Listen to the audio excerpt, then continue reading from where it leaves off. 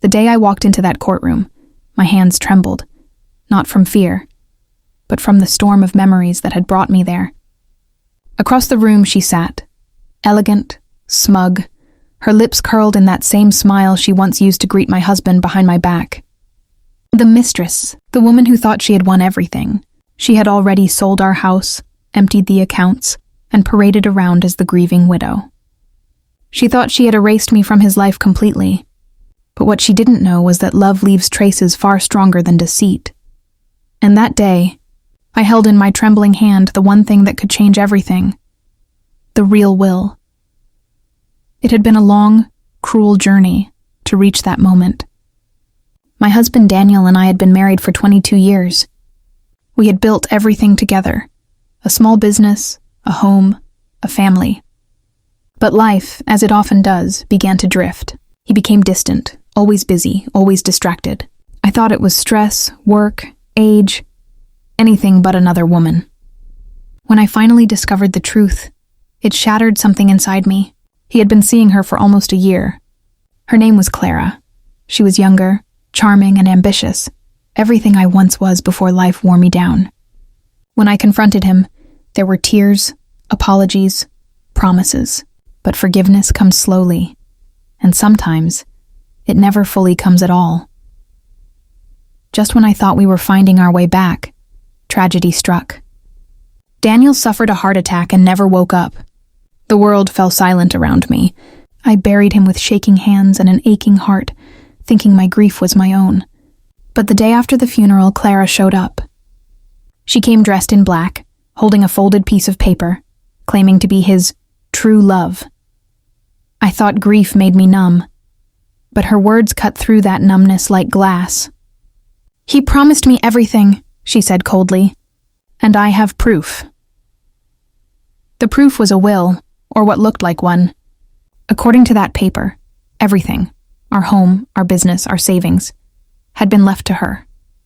My mind refused to believe it, but when the lawyers verified it, they said the document looked authentic. I felt the ground vanish beneath me. In a matter of weeks, she had the house sold, my belongings packed, and my world turned to ashes.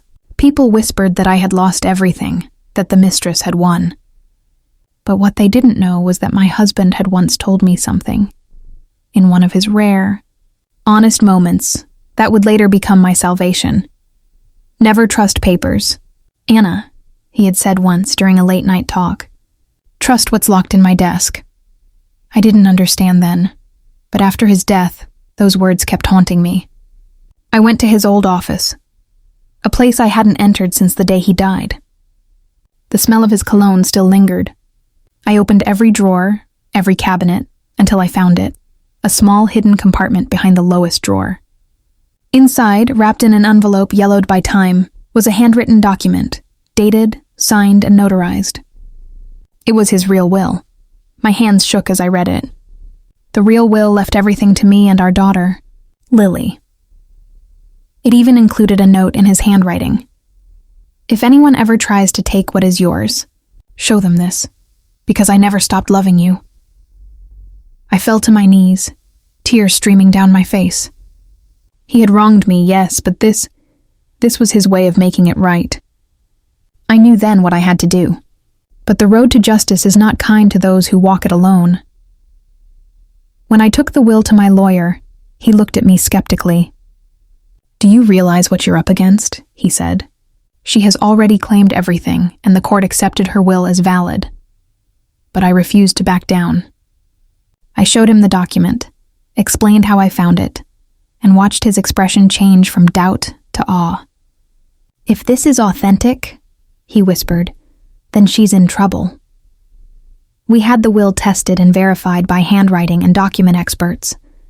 It passed every test. My heart pounded with hope. The truth was on my side now. When the court date came, Clara arrived in her usual way, confident, beautiful, untouchable. She smiled at me as if I were a child who didn't understand the game she was playing. "You're wasting your time," she whispered when we crossed paths. "He wanted me, not you." I said nothing. I didn't need to. The truth had already found its voice, and it would speak for me soon enough. The hearing began, and her lawyer painted her as the loving partner, the one Daniel truly wanted to care for. He spoke of a dying man's wish and a woman's rightful inheritance. Each word felt like salt on an old wound. Then it was my turn. My lawyer rose and placed a single envelope on the judge's desk. "Your Honor," he said calmly, "we have a document that changes everything." The room went silent.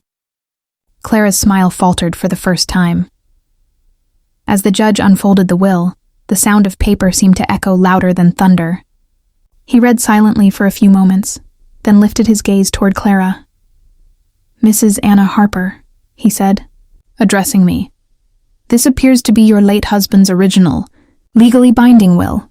Clara's face went pale. "That's impossible," she shouted, standing up. But the judge's expression remained firm. "It has been verified and dated prior to the one you submitted. The court recognizes this as the valid will." The silence that followed was deafening. Clara's confidence crumbled in front of everyone. Her lawyer sat back, defeated. I sat quietly, tears slipping down my cheeks, not from revenge but from relief. It was over. Everything Daniel and I had built, everything she had tried to steal, was mine again. Not because of money or property, but because truth had prevailed. When the judge banged his gavel, it wasn't just a sound of justice. It was the sound of closure. As I left the courtroom, Clara rushed toward me. Her eyes were red, her voice desperate. "He loved me," she said, trembling. "You know he did." I looked at her, really looked at her, and for the first time, I saw not a rival, but a lost, broken woman clinging to a lie. "Maybe he did," I said softly, "but love built on deceit never lasts." She turned away, tears spilling down her face, and I walked past her without another word. Some victories don't need celebration, they just need peace. When I returned home, I stood in the garden Daniel and I had planted years ago. The roses were blooming, red, full, alive. For a long time I just stood there, breathing in the scent of forgiveness and endings. I realized then that I didn't hate him anymore. Yes, he had betrayed me, but he had also left me with truth, with dignity, and with the strength to fight for myself. That was his final gift. In the weeks that followed, I rebuilt my life slowly. I reopened our business, hired new staff, and poured my heart into making it thrive again. People who once pitied me now looked at me with respect. Lily came home from college to help, and for the first time in years, laughter filled our house again. I felt whole, not because I had won in court, but because I had reclaimed who I was. Clara vanished from our town soon after. I heard rumors that she sold her jewelry, that she moved abroad. I didn't wish her harm. In a strange way, I even hoped she found peace. Bitterness was a chain I no longer wanted to wear. Life had taught me that revenge is hollow. But justice, quiet, honest justice is enough. Sometimes, late at night, I still open that old will and read Daniel's words. "I never stopped loving you."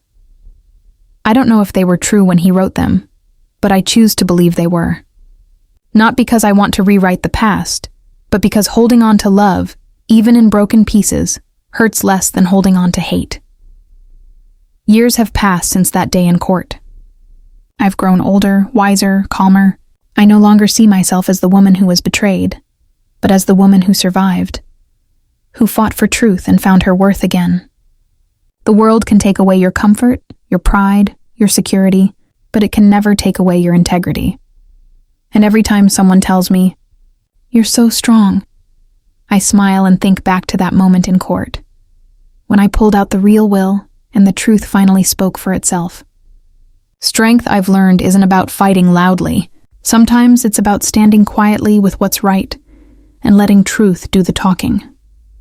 That day, the mistress thought she had taken everything. But in the end, she taught me something priceless. That no one can steal what's meant for you, and that dignity, once reclaimed, is worth more than all the wealth in the world.